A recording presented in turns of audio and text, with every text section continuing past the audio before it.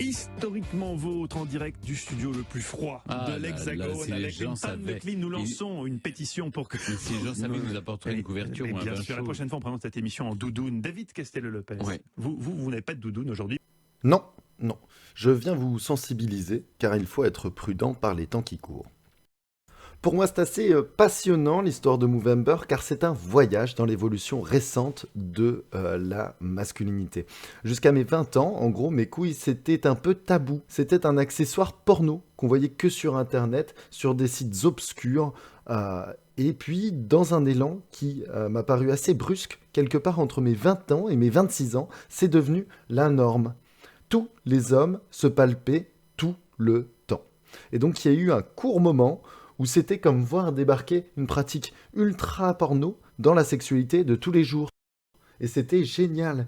Et puis bien sûr, à force que ça devienne pas assez mainstream, eh bien, ça m'a un peu saoulé. De la même façon que les nudistes qui voient des zizis toute la journée se trouvent tristement immunisés contre les zizis. Mais il y a peut-être quelque chose à faire, d'où ma chronique, évidemment. En attendant, on a envie de savoir comment palper des testicules, car ça peut simplement éviter un cancer. Alors, simplement en les saisissant ainsi, ça surprend, j'en conviens. Donc, c'est magnifique. Donc, en 2003, il y a des Australiens super sympas qui ont décidé de se laisser pousser la moustache, et à l'époque, c'était encore un peu confidentiel.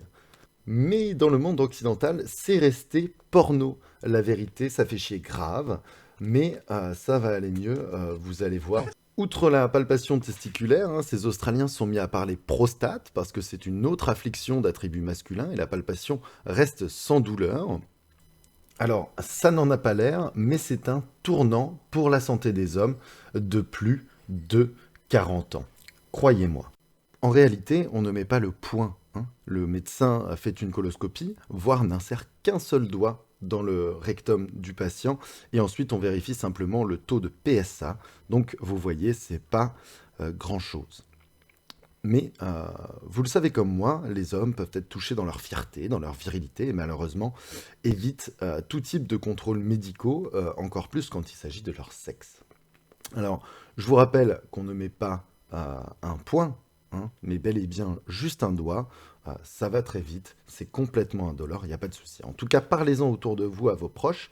Stéphane, j'espère vous voir très bientôt chez mon proctologue favori pour un petit toucher rectal. Tu croises beaucoup de meufs avec des culottes en ce moment, toi?